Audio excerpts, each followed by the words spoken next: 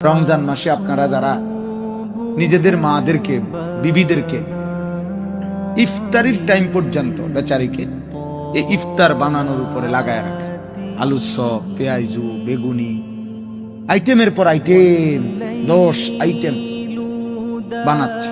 যখন আজান দিয়ে ফেলছে মাগরিবের ইফতারের আজান, তখনও ওনার ঘাম পড়তেছে, তখনও আরো কয়টা পেঁয়াজু বাকি অথবা আলুর চপ বাকি। এই মহিলার কি আখিরাত নাই? কথা বলেন না তো। এই বেচারি কি ইফতারের আগে যে দোয়া করা সুন্নাত, তো এই বেটি কখন করবে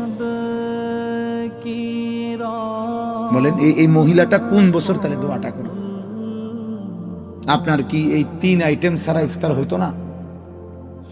আলুর চপ, পেঁয়াজু, বেগুনি তিনটাই দরকার প্রতিদিন।